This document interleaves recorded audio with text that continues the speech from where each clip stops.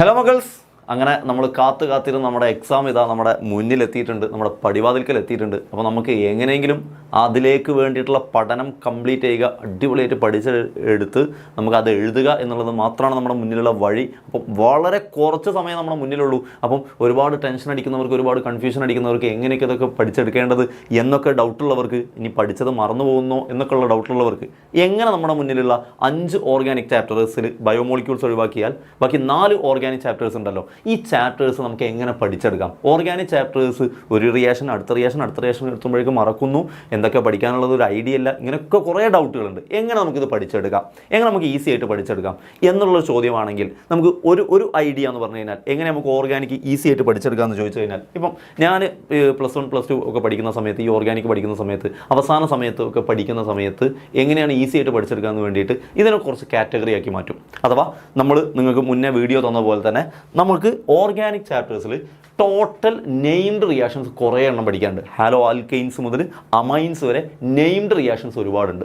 ഈ named reactions ഒക്കെ ഒരു കാറ്റഗറി ആക്കിയിട്ട് അത് മൊത്തം കംപ്ലീറ്റ് പഠിച്ചെന്ന് ഉറപ്പ് വരുത്തും.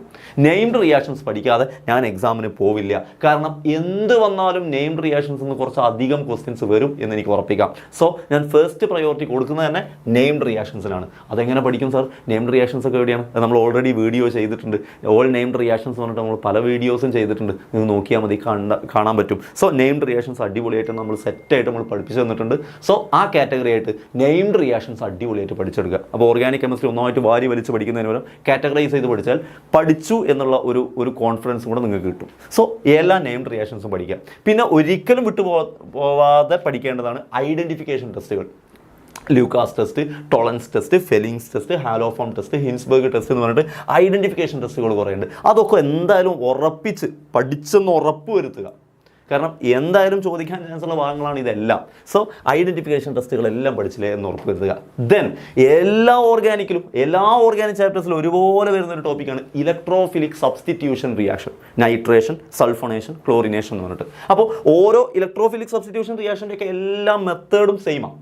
പക്ഷേ എന്താണ് അതിൽ വരുന്ന പിന്നെ വ്യത്യാസം? ഓരോ ചാപ്റ്ററിലും ഇലക്ട്രോഫിലിക് സബ്സ്റ്റിറ്റ്യൂഷൻ പഠിക്കുമ്പോൾ വരുന്ന ചെറിയ ഡിഫറൻസ് എന്താ? അത് മാത്രം ഒന്ന് മനസ്സിലാക്കി പഠിച്ചാൽ ഈസി ആയിരിക്കും. അത് വെറുതെ കാണാപാഠം പഠിക്കുന്നതിന് ആ വ്യത്യാസം മാത്രം, ഇതിൽ നിന്ന് അതാണല്ലേ വ്യത്യാസം, ആ ടോപ്പിക്കിൽ നിന്ന് ഈ ടോപ്പിക്കിനുള്ള ചെറിയ വ്യത്യാസം, ഇലക്ട്രോഫിലിക് സബ്സ്റ്റിറ്റ്യൂഷൻ റിയാക്ഷൻ്റെ വ്യത്യാസം, ഫീനോൾ വരുമ്പോഴുള്ള വ്യത്യാസം ഇതാണ്, അനിസോൾ വരുമ്പോഴുള്ള വ്യത്യാസം ഇതാണ് എന്നിങ്ങനെ മനസ്സിലാക്കി ഇലക്ട്രോഫിലിക് സബ്സ്റ്റിറ്റ്യൂഷൻ റിയാക്ഷൻ എല്ലാം കൂടെ ഒറ്റയടിക്ക് പഠിക്കുക.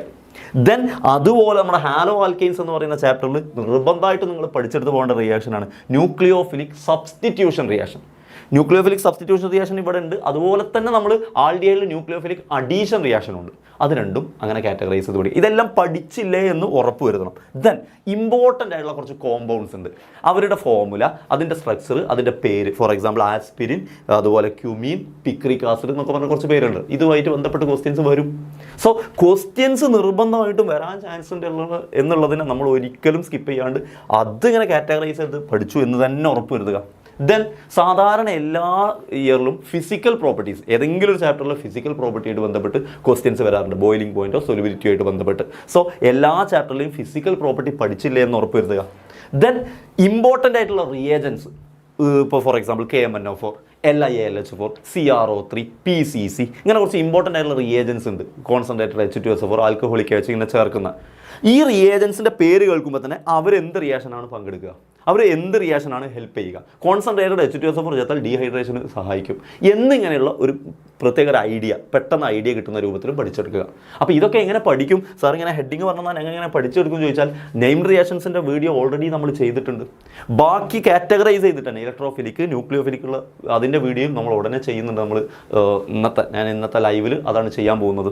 സോ ആ രണ്ടിൻ്റെയും ഓർഗാനിക്കിൻ്റെ 2 പാർട്ടായിട്ട് തന്നെ നമ്മൾ ഓൾ നെയിംഡ് റിയാക്ഷൻസ് ഒരു പാർട്ടായിട്ടും ബാക്കി ഇലക്ട്രോഫിലിക്, ന്യൂക്ലിയോഫിലിക്, പിന്നെ ബാക്കി ടെസ്റ്റുകൾ, ഇമ്പോർട്ടൻറ്റ് കോമ്പൗണ്ട്സ് ഒക്കെ വരുന്ന വേറെ പാർട്ടുമായിട്ട് 2 കാറ്റഗറി ആയിട്ട് തന്നെ ചെയ്തിട്ടുണ്ട്.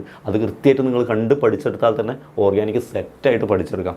സോ സ്മാർട്ടായിട്ട് കാര്യങ്ങൾ മുന്നിൽ കാണുക, സ്മാർട്ടായിട്ട് പഠിക്കാൻ ശ്രദ്ധിക്കുക. ഒരുപാട് സമയം ഇരുന്ന് എന്താ പഠിക്കണമെന്ന് ഐഡിയ ഇല്ലാണ്ട് ഹാർഡ് വർക്ക് ചെയ്ത് ഉറക്കം ഒഴിച്ചിട്ട് പഠിക്കുക എന്നുള്ളതിനപ്പുറം കുറഞ്ഞ സമയം കൊണ്ട് സ്മാർട്ടായിട്ട് പഠിച്ച് ഒരുപാട് വിവരങ്ങൾ പിന്നെ മനസ്സിലേക്ക് എടുക്കുന്ന രൂപത്തിൽ പഠിച്ചെടുക്കുക.